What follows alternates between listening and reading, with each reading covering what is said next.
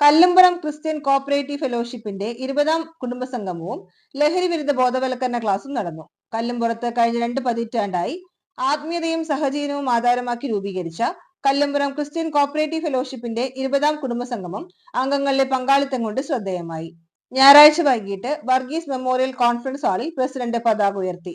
പ്രാർത്ഥനയ്ക്ക് ശേഷം നടന്ന കുടുംബസംഗമം സീനിയർ അംഗം CV ശോശാമ്മ നിലവിളക്ക് തിരിതെളിയിച്ച് ഉദ്ഘാടനം ചെയ്തു. Kunnamkulam excise inspector K Manikandan രാസലഹരിക്കെതിരെ ലഹരി വിരുദ്ധ ബോധവൽക്കരണ ക്ലാസ് നടത്തി.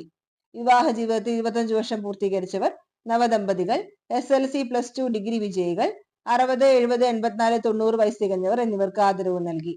വിവിധ കലാപരിപാടികളും സമ്മാന വിതരണവും സ്നേഹവിരുന്നും ഉണ്ടായി. സംഗമത്തിലെത്തിയ വിശിഷ്ടാതിഥികൾക്ക് സംഘടന ഉപഹാരങ്ങൾ നൽകി. ചടങ്ങിൽ പ്രസിഡന്റ് സിജു ചുമ്മാർ അധ്യക്ഷനായി. ചാലിശ്ശേരി യാക്കോബായ സുറിയാനി പള്ളി വികാരി ഫാദർ ബിജു മൂങ്ങാങ്ങുന്നിൽ, കടവല്ലൂർ മർത്തോമ പള്ളി വികാരി father Linu George, Kallampuram Saint George പള്ളി വികാരി ഫാദർ അഫ്രേ മന്തിക്കാടൻ, സംഘടനാംഗങ്ങളായ father Varghese Vazhappally, relief convener Jose Vaidyar എന്നിവർ സംസാരിച്ചു.